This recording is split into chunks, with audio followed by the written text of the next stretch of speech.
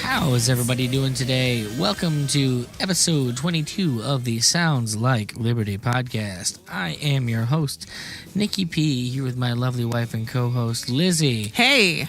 And we are, as always, coming from the Launchpad Media Network, always launching ideas in your direction. Indeed. So we're going to start this out, as always, by doing a little Umomote. Momorimoto? I'm making up gibberish. Okay. Nobody was going to call me on it until I said it. Apparently.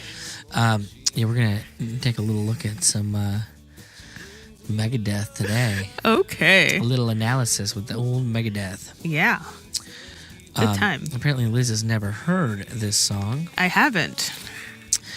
The song is Holy Wars, The Punishment Due. How do you feel about this song, Liz, having listened to it? It's interesting. I'm just going to put it out there and say I don't have a lot of Megadeth in my history. They're a big shocker to you all, I'm sure. It is a big shocker. You married me, and I like Megadeth. So. Well, no, I don't dislike Megadeth. I just never sort of investigated them as a band for whatever reason. Okay. So this is interesting.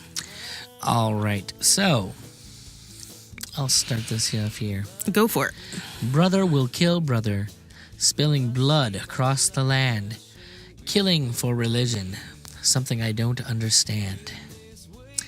Fools like me who cross the sea and come to foreign lands, ask the sheep for their beliefs. Do you kill on God's command? Well, all right. Just lay it out there, why don't you? Yeah, he has his feelings about things.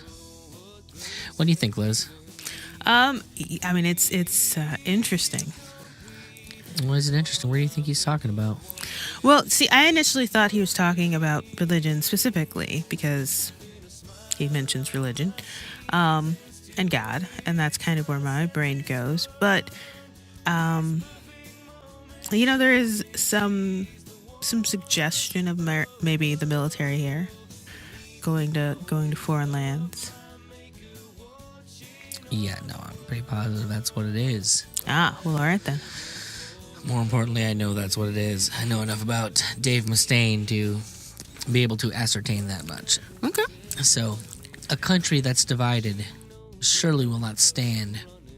My past erased, no more disgrace, no foolish naive stand. The end is near, it's crystal clear, part of the master plan. Don't look now to Israel, it might be your homelands.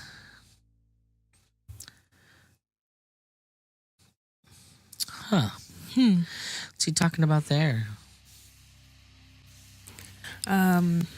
Maybe the idea that, the war's been there for a while, but it could be where you're living at some point. Maybe. I don't know. That's where my mind went. See, now I'm wondering this. I wonder if this is very specifically talking about the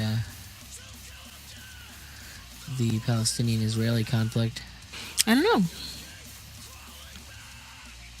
I mean, you could definitely make that argument based on what we've read so far. Obviously, it's a holy war. Sure. Is it talking about the Israeli genocide of the Palestinian people? Is it that recent of a song? Is it the past, I don't know, since World War II? I suppose that's true. Like, is this a new thing? Unfortunately, it's not that new. Like, It's the current iteration of it is pretty recent, but there's been many others. Yeah, I'll take over the that years. for it. Okay. And then I love the chorus. Hollywood. Okay. Creepy. Yeah. Upon my podium, as the know-it-all scholar, Down in my seat of judgment, gavels bang, uphold the law. Up on my soapbox, a leader, out to change the world. Down in my pulpit, as the holier than thou could be, messenger of God. You threw in a lot of something on that last little cadence there. Yeah. Yeah. He makes it work, though, I promise. Oh, I'm sure he is. Wage the war on organized crime. Sneak attacks rappel down the rocks, behind the lines. Some people risk to employ me. Some people live to destroy me. Either way, they die. They die. Yeah, that definitely makes you think of, just the Army's work kind of in that part of the country, because, you have all those ideas of what the Army's there to do, and the military's supposed to be working for the people, freeing the people, and I don't know that that's necessarily what's happening over there. That's definitely not what's happening. That's definitely not what's happening over there. I'm certainly not going to pretend that any of that is what's happening over there. Yeah. Okay. They killed my wife and my baby with hopes to enslave me. First mistake, last mistake. Paid by the Alliance to slay all the giants. Next mistake, no more mistakes. I mean, I think that's a good layout for blowback right there. Oh, yeah, for sure. Isn't that exactly what that's talking about? I would think so. That's about having your family killed. Yeah. And, you can claim that it's only a mistake. Oh, we were trying to kill these soldiers, and they just happened to be in the wrong building. Yeah. Because that's where they always just happen to be in the wrong building. And, I mean, what person in that situation is not going to feel a desire... need to blow themselves up and you with them? Yeah, and a desire for some sort of justice, if that's the only way they feel like they can get it. Fill the cracks in with judicial granite, because I don't say it. Don't mean I ain't thinking it. Next thing you know, they'll take my thoughts away. I know what I said, now I must scream of the overdose. In the lack of mercy killings. Mercy killings, mercy killings. Killings, killings, killings, killings. Mercy, they'll take my thoughts away. I think, is this a reference to how we're not allowed to have an opinion on this other than what the government says? I mean, it could be. I was thinking, actually, of the veterans in that particular bit. Go on with it. I'm curious where you're taking this. Oh, no, just that, you're dealing with all of the things that you did, in the name of the military, and now you have to try and figure out some way to process that for the rest of your life, and so they're just drugging you to try and take those thoughts away, help you figure out some way to process, to manage it, to deal with it. Interesting. Well, we've got Dave Mustaine on the line, folks. I'm just kidding. That'd be awesome, wouldn't it, if I could turn on. Dave, sure. Dave, what were you saying here? How drunk were you? Sure. I mean, I assume he was very drunk, but... I mean, that doesn't necessarily mean that, it's affected the message that he wanted to send. Did he effectively send a message?